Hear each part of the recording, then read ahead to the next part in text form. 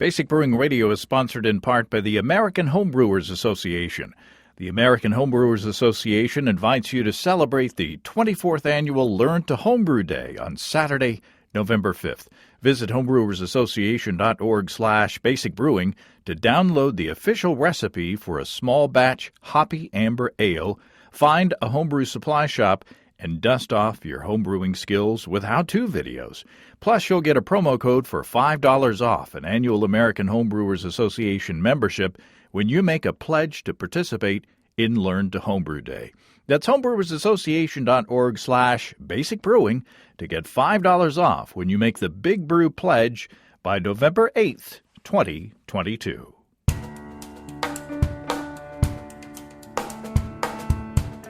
Welcome to Basic Brewing Radio for Thursday, October 27th, 2022. I'm James Spencer.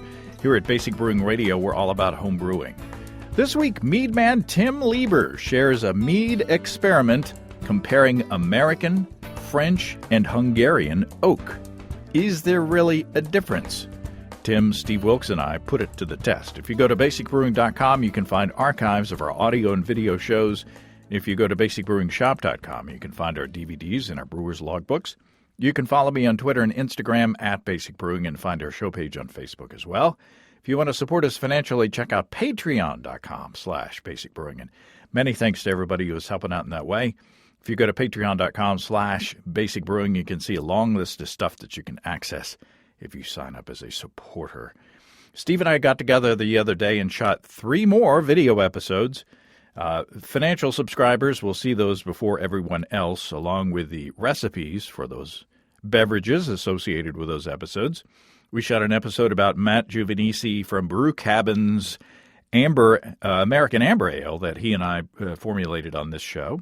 Matt sent us a video postcard along with the beer showing how he put that together. We shot an episode about my no barley Belgian wit that Matt and I also formulated on this show.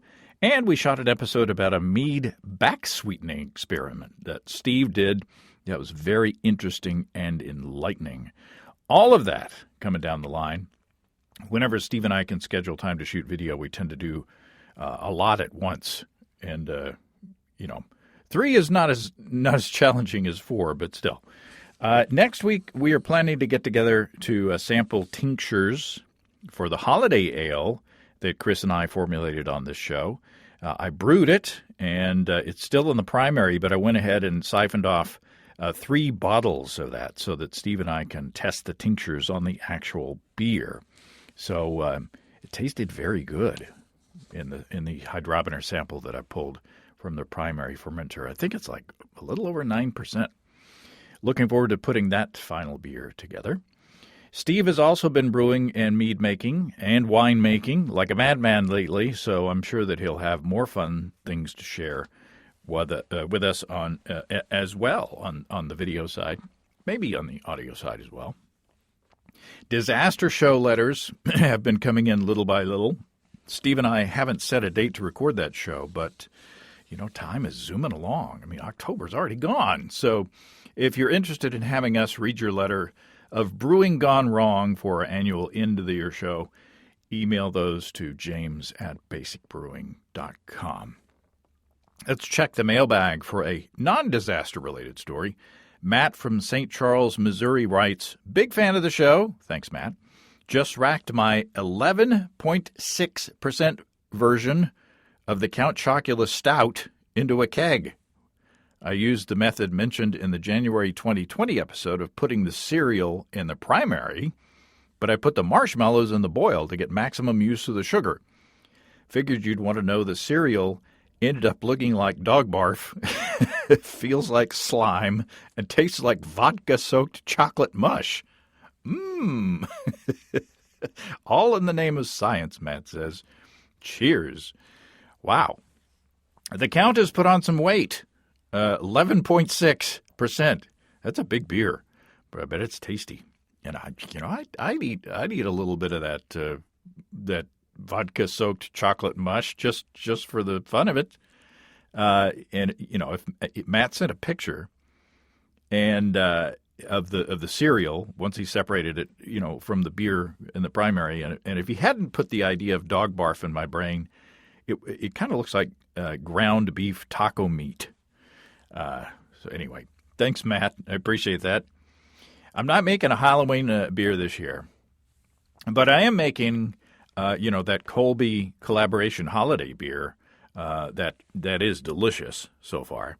And it's time for you to get started on your seasonal beers as well. You know our friends Desiree and Dave from HighGravityBrew.com for their awesome Warthog electric brewing gear.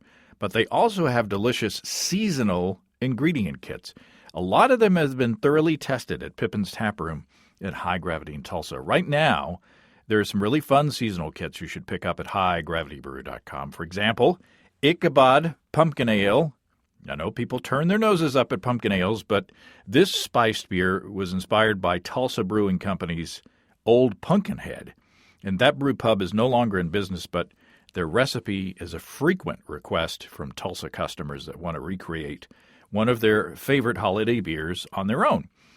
Revelry and Merriment Holiday Ale is a special seasonal kit for 2022. This year's beer is a malty amber beer infused with dried cherries, vanilla, maple syrup, and cinnamon.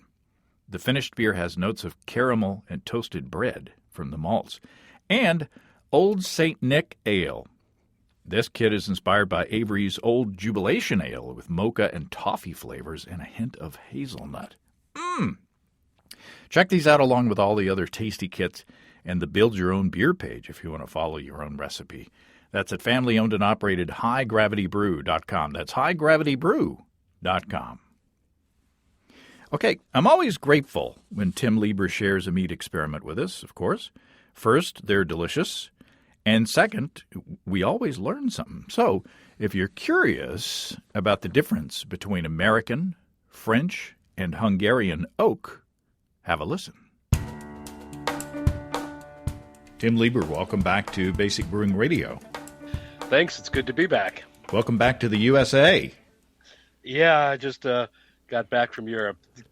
Smuggled a lot of mead back in my luggage. But, if the border agent doesn't ask about the alcohol in your luggage, you're not obligated to say anything. And Steve Wilkes is joining me at the kitchen table here. Yes, I'm part of the kitchen cabinet. Kitchen pantry. We have in front of us 5 bottles of mead. We've got a 6th one over on the kitchen counter, but I take it that that's not supposed to be a part of this experiment.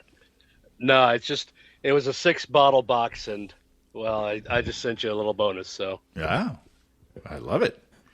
So what are we talking about here today? So today we're going to talk about oak and the flavor impact of different kinds of oak. So everybody says, well, you want to use American oak for that, or French oak, or Hungarian oak. And I decided I want to see what these oaks are side by side. So I made a batch of mead and I split it, and I put some on this all medium toast for the most part, American, French, and Hungarian oak. And then I had enough left over to do another one, so I added American heavy toast oak. So we can kind of see what the flavor differences of those are in the mead. And I went pretty aggressive with the oak because I wanted to come through. So that's the idea. And I haven't actually tasted all 5 of these against each other myself because there's a plain one in here for calibration and reference. So I've tasted all of these, but never, side by side. Not side by side. Are you going to join us? It's morning where you are. It's early afternoon where we are. Yeah, it's 11 o'clock, but I'm still on vacation time. So, it's, considerably later in Europe. So that's my excuse. Well, tell us about the recipe. How was the base mead made? So this is a very plain Jane mead. It is a clover honey with QA23 with proper nutrients, a little hydrated with Go Firm. Original gravity was 1087. Final gravity was 0.999. So, about 11.8% alcohol. Fairly small. I then put it on oak, and your overseas listeners will be happy. I converted everything to metric, so it is 6 grams per liter of the different kinds of oak. Um, and I left it on the oak for 3 months. Now, is this oak chip? What form of oak? Oak cubes. I prefer oak cubes, especially when I'm doing a small batch like this. You get enough surface area that you have a fairly short extraction time, but I think chips, you can very quickly over extract it. And because they're all different sizes, it makes judging that a little harder. I like oak cubes because they're a fairly uniform product. I like to be able to repeat what I do. I also carbonated these with carb drops. To kind of, I like to do that with experiments because I think it helps drive the aromas and flavors up into your palate. And really, even if you're not going to do that in the end, it's going to give you a better appreciation of the flavor and aroma of, the oak in this case, or the fruit or whatever it is I'm looking at. Now, did you mention the yeast? QA23. Okay. Yeah, I was messing with the dog. I was trying to silence the dog as she walked in, so I was a little distracted. QA23. I'm very fond of that as a generic white mead yeast. I like the aromatics that it gives.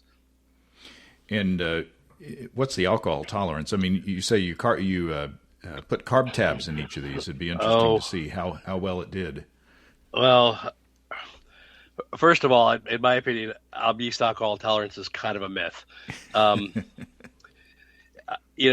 well cared for mead will get beyond the level that they say, for the alcohol tolerance. And if you don't take care of it, it's never, ever going to get up there no matter what you do. So, but the alcohol tolerance on this is listed at 16%. Oh, okay. So well, there you go.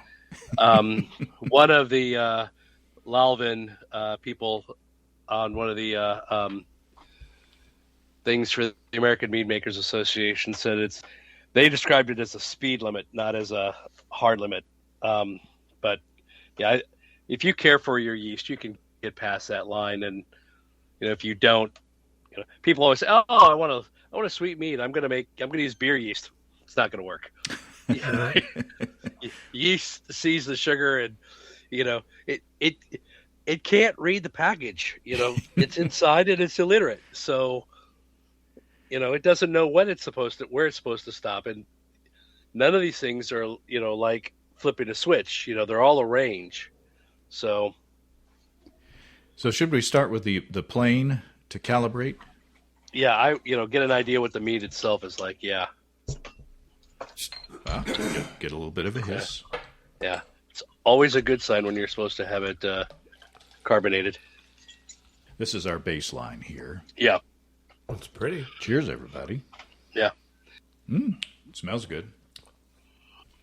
Oh, wow. That's really nice. Yep. It kind of has a crackery. It tastes like a crackery or bread, kind of like a brut champagne, kind of. It has that kind of.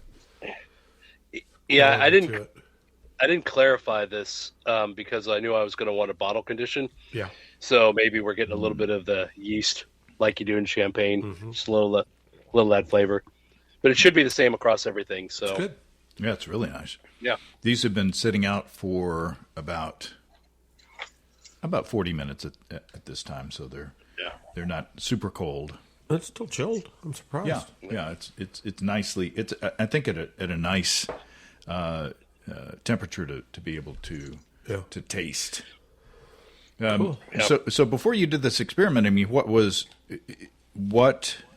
are there any sort of rules that you hear? You said that some people say that you should use French oak in some applications in America. Are there any rules that are pretty much common knowledge in the mead making community? Not that I ascribe to anyway. I mean, people will, American oak tends to be more robust and, have a little more vanilla into it. French oak tends to be a little more sweet, kind of like maybe some coconut notes to it. you can look up all these, descriptors online, and Hungarian oak is supposed to strike the balance between the two. It's supposed to live in the middle ground. But as far as like, oh, you're doing a big, big raspberry mead. Well, you want to do, French oak because that's going to play better with this. That's all kind of everybody's individual judgments. I like, as a rule, the bigger and bolder the fruit, the more aggressive I like the oak because I think it plays better. So like, black currants is in my opinion a case for American oak and maybe something a little heavier. But I've never actually sat and did this across the board with each other. Yeah. And I don't know many people who have, or at least if they have, they're not talking about it. Well, I've certainly never run across this animal No. of contrast and compare before. No, in fact, I guess my only experience, I have very limited experience with oak, but I guess what I've been using is just American, I would assume. Yeah. Like the spirals and things from the homebrew store. When I sold, when I had the shop, I carried several different brands, but I don't even know who made them now, but they came in, American light toast, American heavy, medium, light, medium, and heavy toast. Same for French. I never had a Hungarian, but it ain't. And I used it some, but again, I don't claim to have any expertise in the application of oak, other than I've done it a few times and I like the outcome. Yeah. So which should we start with? And again, these have all been treated with the same amount, same weight. Yeah. In each. So which one would you recommend we start with? I would think French it would be where we would want to start. Okay. Because it's the lightest? Generally, and it's going to, I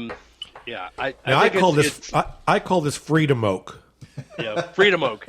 Yes. Freedom Oak, that's right. The color, I thought that there would be more impact on the color, but there doesn't seem to be a lot of impact on the color between the control and the French. Oh. Oh. I like the...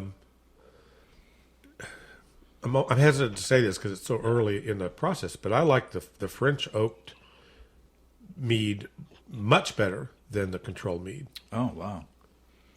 I mean, I really get it. Seems like it's softer.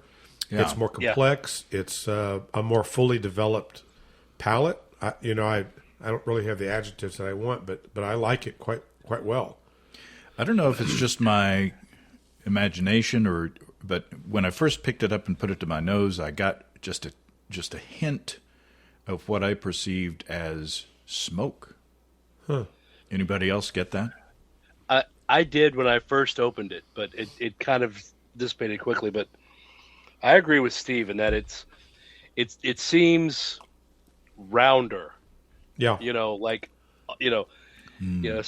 Somebody's smooth, sanded down the high spots and filled in the low spots, and it's, but it doesn't taste like a popsicle stick. You've gotten that oaks. They've done it wrong, and it tastes like a popsicle stick. Yeah, you're not chewing on a table leg. Right. I couldn't even tell you that it was oaked, in quotes, but I can tell you that it's different. Yeah. Yeah, usually when you get something that is oak or barrel aged, it's like, they want to hit you in the face with it. But this is nice. It's a flavor component. I get it mostly in the aftertaste. After I taste it, there's a teeny bit of, I don't want to say an astringency because that's a negative word, but maybe a little tannic. On the back end. That might just be the drywall. We have been doing some work in here. No, I definitely get a little tannin thing on the back end, but it's subtle. It's it's not over the top, and these oaking rates are pretty aggressive for what they tell you. If you look at the package, right? They're pretty aggressive, and they went there pretty long. Yeah, you said 3 months, right? 3 months. Yeah. At 6 grams per liter, so that's 3.4. That's almost an ounce per gallon. Mm. So, did you see how did the appearance of the wood change over time? Can you see?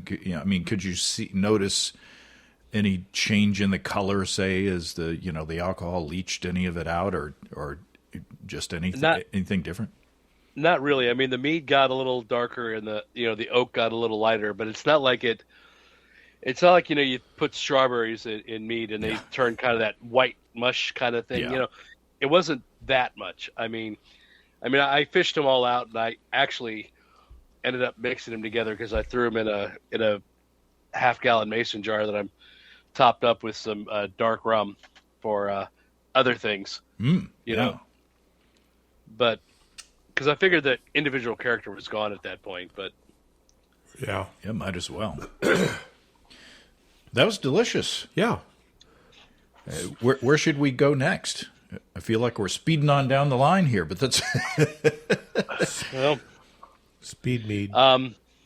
We could do the Hungarian next. Yeah. Okay. And we could also go and try to find the descriptors and figure out what all these are supposed to taste like. Maybe it'd be best to do that afterwards. Yeah. You could do it. You could do it in post. You like post oak? Post toasties. Post toast. I don't know. Post oak might work since you don't need to hold the liquid in the barrel. Yeah, I would imagine. Well, I would imagine that oak is oak, right? I mean, if I had an oak tree that I cut down in my backyard, could I like toast that over a fire or something and make my own? According to my moonshine friends, you can. Yeah, I'm serious. Your alleged moonshine. Yeah. For legal reasons. Well, it's Arkansas. Everybody knows the guy that knows the guy, and half the time the guy is the guy. He just doesn't want to admit it. No, the main thing about oak and barrels is white oak was always used before. These are all species of white oak because the barrels are watertight. Some varieties of oak don't make a watertight barrel, which of course is a problem. Yeah, the angels take it all. Yeah, I didn't know that. Yeah, so like red oak is not good for barrel making. But if you're just putting it in, you don't need to worry about it. I mean, you can go out there online and I've got Spanish cedar, I've got cypress wood, I've got all kinds of woods. There's a whole barrel purveyor that'll send you these little honeycombs that you're supposed to put in the mead or the beer or whatnot, and they make them even like the size of a bottle. So if you happen to know somebody with a home water purification system, there's something that'll do just a 750 milliliter bottle. But any wood would do that in that case. Well, I would think that kind of any wood. I'm making this up, so everybody bear with me. But I would think that about any wood that you could use to smoke meat with would also be nice. To you wouldn't want pine, for example. I wouldn't think. Or maybe if you're making a Retsina. Yeah, right, yeah. But you'd stay away from poison sumac and hemlock. Maybe not the best. Yeah. I don't know. Yeah, poison ivy. I know a bunch of people that do just that. Is they go and they get wood chips for the smoker, they toast them in the oven to sanitize them a little bit, and they use like cherry wood or apple wood or pecan wood. I haven't branched quite that far out yet as far as oak goes. Because you have your roots in mead making. Hey, I'll leave that one alone. I have to compete with you guys for bad dad jokes. So, now this Hungarian, I don't get any of that subtle smoke nose. I do get more of a fruity character. It seems like it's more fruity to me. Well, one thing that I like, and although I haven't decided how to describe it, but I like it that the original American oak and now the Hungarian oak do taste differently. The first was French. Well, French oak. I'm sorry. Yeah. I'm sorry. Yeah. I misspoke. But the point's still valid. They're different. Yeah. Right. So the kind of oak matters. Yeah. so far. So far. Well, you know what I mean? Yeah, it's yeah, not exactly. like, oh, I can't tell you a difference, so what Right. difference does it Right. make? Yeah, I can definitely tell a difference. To me, it's much more subtle on the wood character. There's not that tannic bite at the end of it, to my palate, and it is a little more fruity. Yeah. Yeah. Yeah. I'll be honest. My go-to oak is medium plus Hungarian. Huh? That's what I use most of the time, unless I've got a specific need for something, different. I tend to like the French better, but it's not by a wide margin. They're both really good. All three, the Control and the two oaks are good to me. I think that the French oak is more distinctive than the Hungarian oak, but I think I like the Hungarian better. Really? Yeah, and I don't even know why yet. I just, at the moment, it just tastes a little better to me. But again, I'm really splitting hairs because they're both good. Yeah, I am. I'm going back to fruit. I'm getting more fruit flavor in the Hungarian. Nice. Our friends Ricky and Kelly of Groenfell and Havoc Meaderies in Vermont have delicious new things out now, including the very limited release of a big, delicious sizer, Golden Apple of Discord. Here's what a couple of certified mediacs are saying about Golden Apple of Discord. Anders M. says, "This is the most gorgeous golden thing that's touched my lips in recent memory. My most sincere thanks to everyone involved in the Golden Apple of Discord's creation for this beautiful, smooth, oops, I might drink the whole bottle by myself mead." At 13.4% ABV, that's a big oops. Jeff L. says, "It is sweet, smooth, and amazing. It's as if they took a slightly aged veneer and blended it with a really good apple juice or apple cider. Yum! Yum indeed." Speaking of veneer, it and all of the big, beautiful ancient collection are now available at the same time on Groenfell.com. And you can save by building a crate to have sent to you across the country. All details about that, along with the other delicious craft mead, can be found at family-owned and operated Groenfell.com. That's GROENNFELL. Okay, what's next on the hit parade? American. Merkin. That's right. Okay. Had a stressful computer morning. This is helping. I feel better now. I bottled mead this morning. Oh, and I had a stressful morning too because I put the so I bottled it's for an upcoming mead experiment that we'll do. So I was bottling it in thirds, and when I bottled the first third, I set the bottling wand into an empty wine bottle. Oh, I know this one. Yeah. I didn't realize that it was just enough pressure to activate the... no. Yeah, I'd lost about 3 bottles on the kitchen floor. Oh, Yeah. no. That was not good. Wow. Yeah. Yeah, so... Yeah. That's a heartbreaker. Yeah, and I hope we don't have ants like forever. Don't tell my wife. She can't listen to this. She doesn't listen. That'll go on the disaster show. That's right. Teaser. And if you haven't sent in your story yet, send in your story. Okay, so this is American? Oh, Yeah. okay. Huh. Now I'm getting on my tongue after the sip, I get more of the tannic quality than the French, which was the most tannic so far. Wow, they are all three quite different. Mm-hmm. Yeah. I'm very surprised. Oh, I really am. I'm getting a little more of this quote-unquote oak character, I think, out of this one. Of the American? Yeah. Is it just me? I'll let you talk. Say stuff.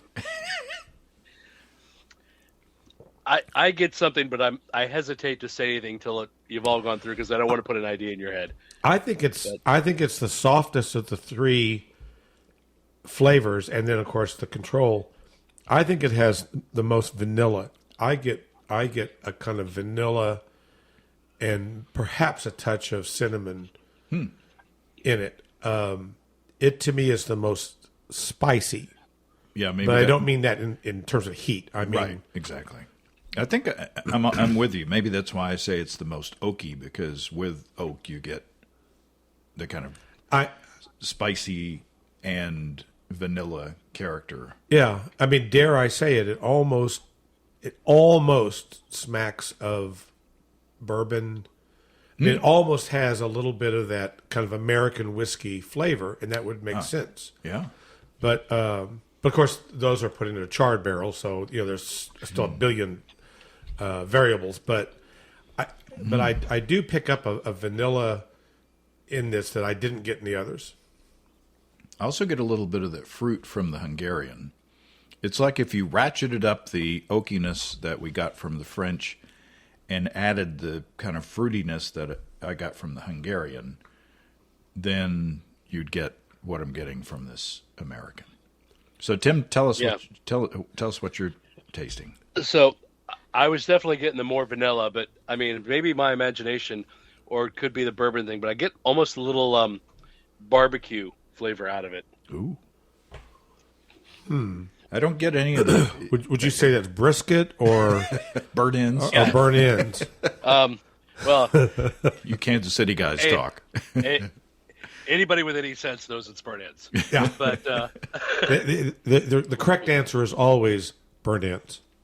That's right. Yeah. Saddest thing I ever heard is, I want some burn ends, please, and they said, "Oh, we just ran out." Yeah. But it does have. There's a little more to it, but I think the idea that Hungarian is halfway between the French and the American. I think that's kind of being borne out here. I do too. It's not the same as either one of them, but it is kind of that. Seems like that middle ground. Yeah, the Hungarian tastes brighter to me. I'm going to go back to the control here. My favorite. I'm pronouncing judgment. I really like the American. Yeah, I do too. I like it a lot. It's so funny because each one that I've tasted I've liked better than the one in front of it. Maybe that's just because I'm drinking it by the pint. Well, going back from the Hungarian to the French, there is you can really taste the difference. I mean, the oak character, now that it's warming up even more, is coming out even more from the French. Yeah. I don't get any of that smoke. The smoke character that I sensed has gone. It just lasted a microsecond. But it is more oaky now, noticeably, than the Hungarian. But again, I think the American is oakiest so far. Well, they're definitely all far more complex than the control, than the standard one. Oh my! Yeah. I think if I made a batch of this the plane, the control, I would have been very happy with it. Yeah, but the American now is there's a darker. It's like a darker note of the oak. You know what I'm saying? Not like it tastes. Well, maybe it does. Maybe it tastes like it's been toasted a little more than the French. Yeah. Well, that is an interesting point. That without knowing, the degree of toastiness or roastiness, there's still a million variables in the application of it. They're allegedly supposed to be the same, right, Tim? They're all medium. So far, they're all medium toast. Okay. So they're all the same toast level. Because I thought that was important. Yeah, I agree. Keep the number of variables to an absolute minimum. So it's one batch split with the different oaks and the same amount of oak in each one. So, I got out my little gram scale and measured everything very precisely, and actually went through and picked through the bags. So I got exactly the same amount. Because some. Even though they're oak cubes and they're all supposed to be the same size, there's some that are a little bigger, some a little smaller. Right. So they're all, exactly the same amount of oak because I mean, that's how you do these experiments. You know, people go, "Well, I did this and I did that." Like, well, did you do them side by side? Well, no, but my memory is good. Yeah. Well, Your memory you know, and this the differences. I mean, we're talking. You know, the differences between these are fairly subtle. Oh yeah, they're definitely subtle, but they are. They're much closer together than far. You know, they're not that far apart in their Right. flavor. Right. But side Right. by side, There's differences. you can definitely taste the differences. yeah, Shall we Yeah, venture I in? Shall we venture into the heavy toast American? yeah, Yeah, let's do. Actually, and that could be really interesting because it should be stronger. One would Right. think, yeah. should be stronger. Should be more than, you know, yeah, Oak and more. yeah. I've heard people act like, well, you know, anybody can tell the difference between French and American oak, you know, in a mead, and I have come to the conclusion that is not true. You know, it'd be very. Some people can. Don't get me wrong. You know, there are those guys that are really good mead makers, you know, that have done a lot of these things who could probably tell you. But I think the average person could not tell the difference between American or French oak without the reference to the other. I mean, we could tell the difference here between the French, the Hungarian, and the American. But I think if you just handed one of these to somebody and said, "What kind of oak is this?" I don't think a lot of people could tell you. No. And it's interesting. I just poured the heavy toast, and there's not a noticeable color difference in my eye. No, I'm looking at Steve's, and there's not. You can't tell from the color, which is interesting to me. I thought that, you know, being a heavier toast, you know, more color would leach out into the mead. Well, these are all remarkably the same color. The oaked ones are a little shade darker than the plain one, but they're not that much darker than each other. Ooh, yeah, that's more. Yeah, that's definitely. It's definitely got a leg up. Yeah, that's definitely a table leg up. That's right. That's definitely more oaky. Yeah. Really good though. I mean, I'm going to take another sip and formulate my thoughts. In this particular formulation, the American heavy oak is almost a little too heavy for me. But Yeah. it's delicious. And if this was in, say, a Boucher, Oh, you know, Yeah. now you're cooking. literally. Literally. Yeah. Now that, yeah, Or just a big melomel, like a big strong, you know, cherry mead or raspberry mead. It would absorb the heavier, flavor. But I don't want to make too much of that because it's not a million times stronger. I think that I could pick this out. If you in a blind tasting, I think that I could pick this one out. It's definitely the woodiest. right. Yeah. Yeah. Show us your woody. Yeah. In the old Sesame Street song, one of these is not like the others. Yeah. You know, and the heavy toast American oak definitely stands out from the others. But again, it's not like It's know, very good.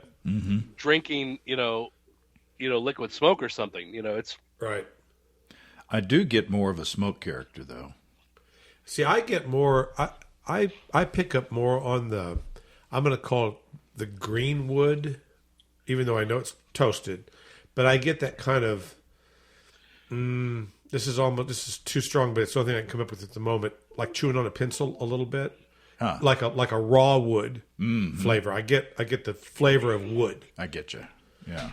yeah. Whereas in the other ones, it was so subtle, it definitely changed the complexion of the drink, but it didn't make it.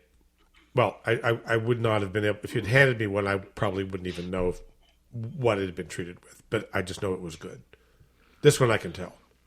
Yeah, it's borderline too much. As I continue to sip on this sample, it's almost too much for such a delicate beverage as this. Yeah.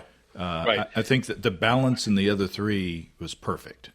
You know, it's like, you know, drinking this one, it's more like the chewing on the table leg. Yeah. A little bit. It's not that far. I could definitely drink an entire serving of this and be perfectly happy. But two might, to me, on my palate, the oak accumulates. Yeah, it builds does. up over time. Yeah. Well, this is a very light honey, and it was, selected for that reason, to be light so that it wouldn't get in the way. Right. But I think if you had a heavier honey, something like buckwheat or avocado or something that's a little more bold, flavored, I think the American oak with heavy toast would do well against it. But I think you've got a subtle honey.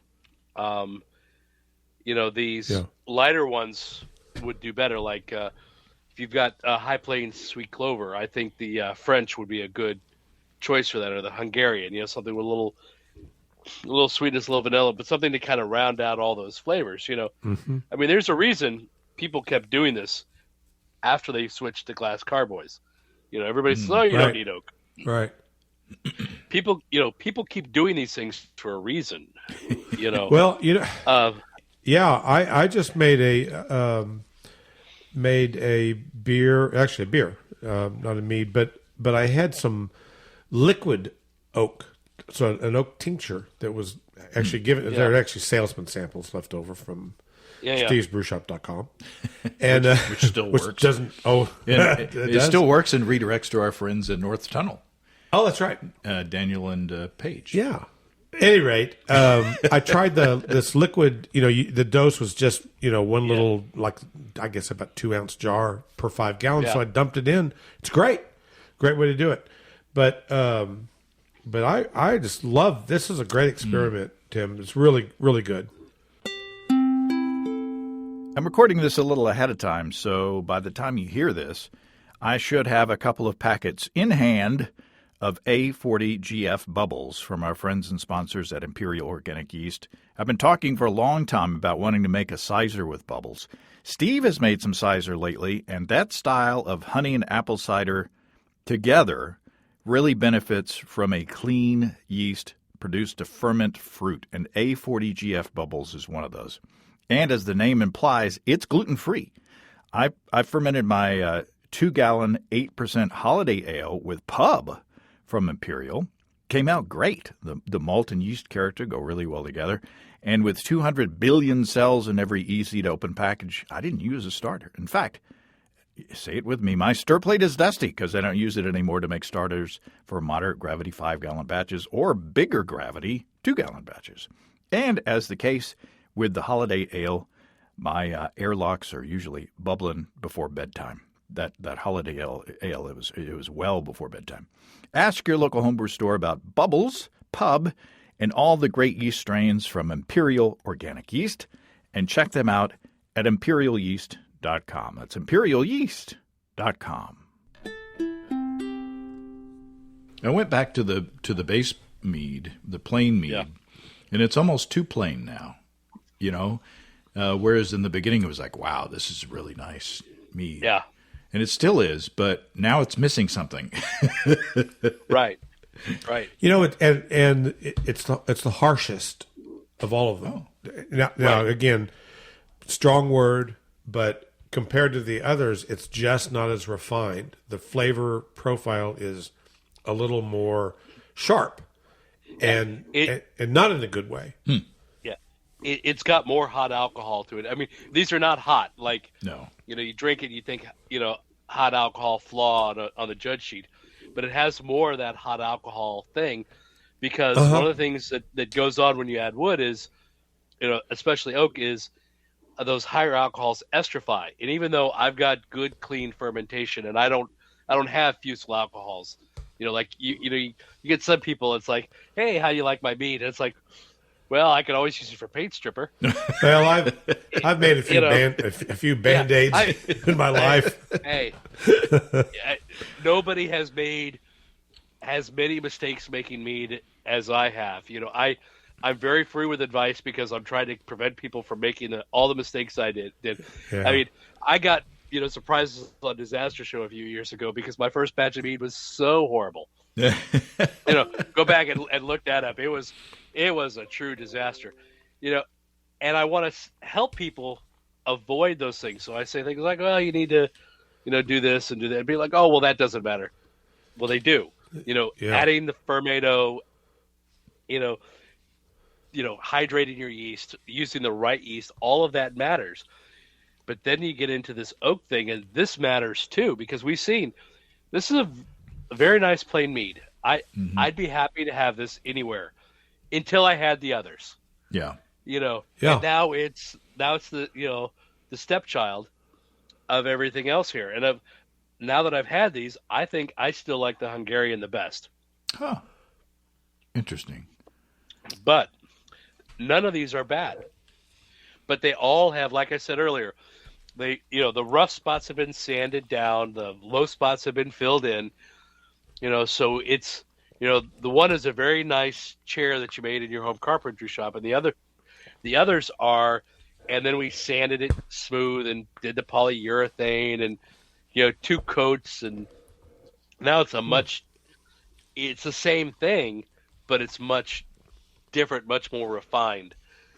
And those things matter. You're trying to win, a competition, and you enter a meat-only competition in this country, you're running into a buzzsaw. There aren't as many mead makers as there are, beer brewers, but those that are out there, you've got, guys like Kevin up in Minnesota and Matt Whitey and, some of these guys out here that are, just have this down to a science. And, you go into Mazer Cup, you better know what you're doing, or you're just going to get mowed down. Yeah, I served a not so good mead to Matt Whitey remember in the hotel room, and he told me what was wrong with it in a very nice way. And then immediately when he did, I was like, oh, okay, yeah. You're right. Oh, this smells like pee. I was going to say, didn't the words uric acid come up? Yeah, this smells like pee. Okay. He's a great guy, and he's on the American Mead Makers Home Governing Committee. Amy and Annie Zipster, and I ended up on that committee too, although probably just because people didn't know, who I am. So it's like, yeah, that guy sounds good. But but they're all people who care about this, and they're all good mead makers. But most of these guys will help you if you ask. But if you send you send something into one of these competitions, people are just going to mow you down. And it's these little things, understanding oak, that make a difference, because the plain mead is good. Mm-hmm. It's a good, happy mead. But these oaked ones are all better. They're all better. They're all better. I think, yeah, go ahead. And then you can argue about which one of those is best. But I don't think anybody would taste the 5 of these and go, oh, I like the plain mead better than all the others. No. Well, yeah, to me, and here the analogy for me is the Westminster Kennel Club. Well, by the time you get to the best of show with the 9 dogs that are left, they're all great dogs. Yeah, they're all perfect. They're all perfect dogs. It's, what mood is the judge in that day? Yeah, it's always the corgi with me. Yeah. That's just where it's usually the Pekingese when I watch, which is like, oh. I always go for the little short legs. Okay, so to me, at the temperature that the meads are at now, which is basically room temperature at this point, the heavy toast American is a bit much for me, and the just American is borderline too much for me at room temperature as well. The Hungarian is a little too fruity for me at this point, and I tend to lean toward the French as my favorite. Steve is moving through a tasting. A taste down. A taste down. That's what I call it. Yeah. I'm kind of landing with Tim. The Hungarian really is just, there's a sweet spot to it. For me, the heavy toast is just too much. It's just too much for this meat. The meat can't stand up to it. Yeah. So that's not the oak's fault, and it's not the meat's fault. It's just not the right pairing. No. Right. The other three are all delicious and just fine. Mm-hmm. I just find myself going, that Hungarian has it's just right there. It's just the mama bear. It's very subtle. Yeah. The oak character is very subtle in that one. Yeah. Well, I think this is a good case of you need to understand what your goal is. People ask me questions. Well, what's the best yeast? Well, what are you trying to do? Yeah. And the same thing goes for oak. What's the best oak? What are you trying to do? In a plain traditional, I'd say French or Hungarian at medium toast are going to be where you want to go. But which one? What are you trying to do? Which one are you going to like better? Right. I think heavy toast is too much for a traditional mead unless you have a big, robust honey. I think this would be fine if you're putting that up against an Eastern buckwheat honey that has, a lot of barnyard and horse blanket, all of it. It's like, with dealing with sour beers. All these are in a good way, horse blanket, but I don't mean that in a bad way. Right. Well, I could see the heavy toast more in like a Russian Imperial Stout almost. Yeah. I mean, something like that. More of a really beer, big. More of a beer application, maybe. Yeah. Or a big red wine. Oh, yeah. Big red wine. Or what about like a Piment? Yeah. If you have a big red wine Piment, I wouldn't put it in with something like Gewürztraminer or Liebfraumilch, something light, a light one, but a big red, Piment. Basically, I think of the heavy toast as red wine. Yeah. Yeah. And you need to think in those terms. It doesn't have to be red wine. It could be black currant. Right. Is kind of a red wine for mead, because it's such a big, bold thing. White currants, I would go maybe French, because it's a more subtle flavor. Now now speaking of which, you have an experiment in the works that I hope that I can twist your arm to share with us in the future, right? Involving different currants. Yes. So one of the joys of living in the Pacific Northwest is we have lots of different berry fruits around. And so I had gotten some white currants, some red currants, and then, of course, black currants are pretty common. And then I guess it was the one of the club night things, Steve mentioned that, here's a mead with red currants, and he never tried one with red currants before. And I thought, well, I got red currants in the freezer. Yeah. And I got white currants in the freezer. So I have made exactly the same mead with red currants, white currants, and black currants. Oh, nice. And the red currant one is bottled up, ready to go. The white currant and the black currant should be ready to go. I'm planning on carbonating them all. I already carbonated the red, but I have to check back on the black currant because it didn't ferment quite down as low as the others. But the idea is I'll carbonate them as well. Again, the same idea, 11-12% mead, fairly plain Jane honey with one variable, and then carbonation, because I think the carbonation helps drive those flavors and aromas so you can pick them out. Right. I think all of these meads would be a lot more subtle, flat than they are with a little bit of sparkle. I agree. And also, I think a lower alcohol mead needs carbonation. If you got a 5% mead that is flat, it is going to be insipid. Yeah, I agree with that. When at first when you said that, I was thinking you meant like lower alcohol was like 12%. It's like, whoa. Well, Man, this for guy's- me, that is, yes. You guys have had my mead before. For me, 12% is low alcohol. But, I can go down as low as 5. I've gotten a few of those. But those the other thing I did with those currant meads was I used Kvike Voss. Ooh. So they all have, but they're all the same. They, all fermented the same. So that's, that character should all be the same. It was a matter of, it was warm in the summertime and my fermentation chamber was full with other stuff. So I thought, that Voss Kvike is a great mead yeast. Yeah. It needs more nutrients than regular yeast. It needs them all up front, but it does a really good job. It has a nice flavor to it. So there's a safety tip. But of course, it's wrong time of year. But for those of you that make mead, come next summer, Voss Kvike, you can buy dry from Lallemand. It's a great yeast. Well, it's getting to be springtime down south, so and then the archives. People listen to the archives. Yeah. for throughout eternity. Apparently. Yeah. I actually got an emailed question straight to me a couple of months ago about something I said on the show 3-4 years ago. Welcome to my world. Yeah. Usually I have to go into the archives and either refresh my memory or listen to the show again. What did I say? Yeah.